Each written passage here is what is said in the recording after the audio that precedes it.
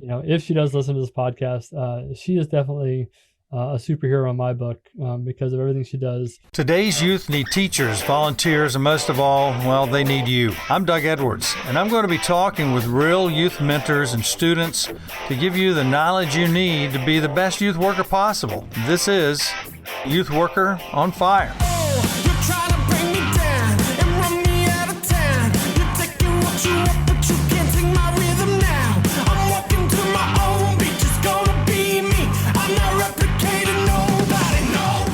This is Doug Edwards with Youth Worker on Fire. Now, tell me let's talk about Lisa a little bit, because I think you just need to tell everybody how you guys met. I don't think we've really covered that.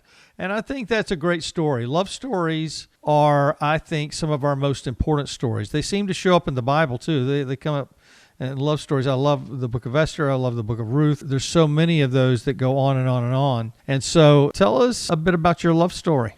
Well, I'll try, even though her version's a little bit different than mine. Well, it always is. It always is. But yeah, so... How'd you guys meet? We met at Pizza Hut in Nebraska. I was a young airman. I had just moved out of the dorms into a local apartment, and I was kind of bored. At least it was. I don't know about now, but it used to be in Nebraska. If you were under 21 years old, you really couldn't go to like the clubs or the bars because they wouldn't let you in if you were under 21. And so I didn't really have much to do. And so I was like, well, let me just get a part-time job so I have something to do. And, I can buy more, big speakers for my car or something, because that's what I was into back then.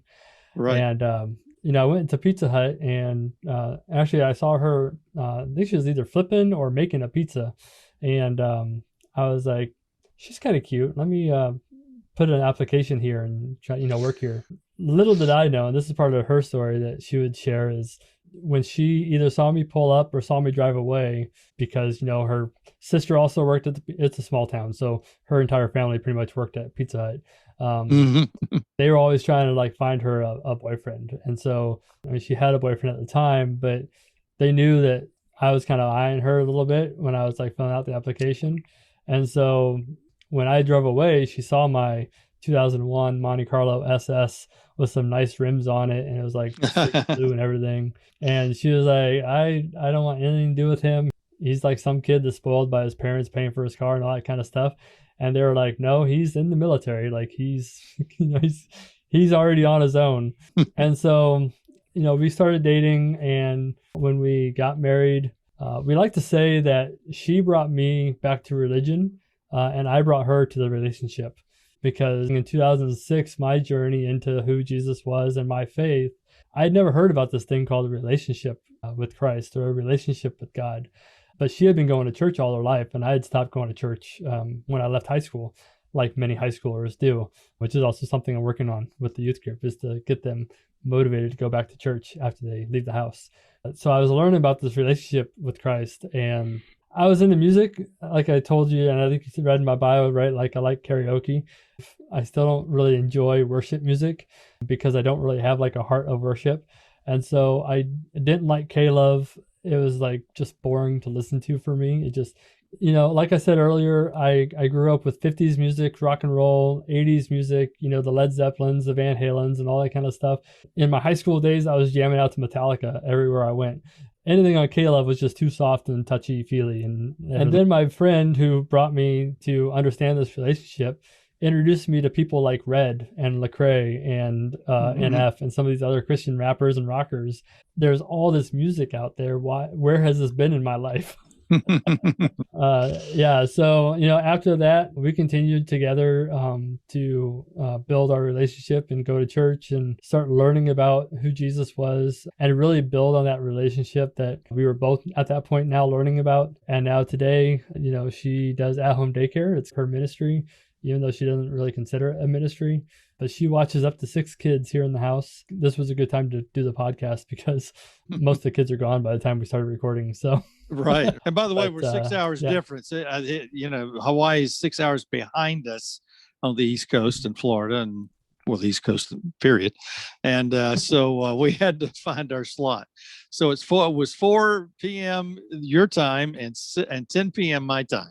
And so, and whatever time it is now. So, well, you're but doing yes, great for yeah, being good. this time of night. So, I did most of my life as a youth pastor and campus life guy. So I was up most nights. yeah, fair enough. Still am. Probably a little different in the military though, because all of your people, all of your families are having to go to bed at dark early and get up at dark early, right? And Right. probably the students are a little bit backwards, not backwards, probably forwards as far as their sleeping habits. Yeah, well, I'll tell you what, I don't usually sleep much past 6 o'clock because my body just gets me up anyway. I've been doing that for 20 years. Right. Since you got out of high school, your Yeah. body was actually adjusting. We talk about the cellular system and the rapid change of the adolescent body. And my dad started smoking when he was 9 years of age, and it probably would have killed him to stop. He died when he was 80, possibly because of the smoking with cancer stuff. But he was 80 and he worked hard till he was like the year before, But the cellular system connects and adapts whatever we're throwing at it. And you were still in that adolescent stage at 18-ish and on, and they whooped you right into a 6 a.m. frenzy, didn't they? Right. Yeah, bedpan and all. Ding, ding, ding, ding, ding. There you go. That's it, man. How did Lisa come to the same conclusion that you came to, that you guys needed to be in student ministry full time? Well, honestly, I don't know if she's there yet. She supports, what I do in the ministry, but she's still trying to figure out her role in that. And, maybe that's a learning point for anybody listening to the podcast is sometimes you get the call into ministry and your spouse is trying to keep up or catch up. And so, at this point in our life, this is how I kind of look at it. We both have our own ministry that relates to one another, even though it's not always directly impacted by one another. Know that sometimes you're going to get the calling, and if you already got the calling, your spouse might either be waiting for their own, or they might not feel it the way that you do. And so Lisa's kind of in that boat. At least she doesn't quite know where she fits in or how she fits in, which I keep on, telling her and, loving on her and saying, you're doing enough just by being my wife and letting me go do all this youth ministry things. She shows up on Wednesday nights to help take attendance, which is great. And she's building on her relational building while she's, oh, yep, you're here, thanks. And it's even harder now with masks on because you only see like this much of somebody's face. Exactly. And so she's like, wait, I know those eyes. Yeah, you're so-and-so. That's right. Please stand 12 feet back and take your mask off. Let me see who I got. All right. But her ministry right now is, I think, the at-home childcare, the daycare. And now it could be, and there'd be a few years gap in between, but if we were serving somebody who was local and not all military families like we do right now, she would have the child from like birth until, kindergarten. And then I might pick him back up again at 6th grade in the youth group. And then I'd have the kid the rest of the time through 12th grade. So she does a lot, and she doesn't really like when I brag on her too much. It makes her cry and stuff. If she does listen to this podcast, she is definitely a superhero in my book because of everything she does, taking care of the house, being the homemaker, and also being a mom and being a wife and doing the daycare here at the house. You get in touch with us, so you know how to get in with Youth Worker on Fire. You can catch us on social media. And so also youthworkeronfire@gmail.com, youthworkeronfire@gmail.com. And on Patreon, you can support us and go that way. All right, youth workers, we're out, and adios. Have a great evening, morning, night, wherever you are.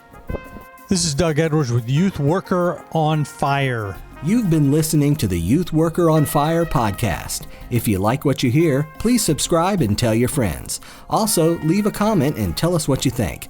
Stay tuned for more informative episodes.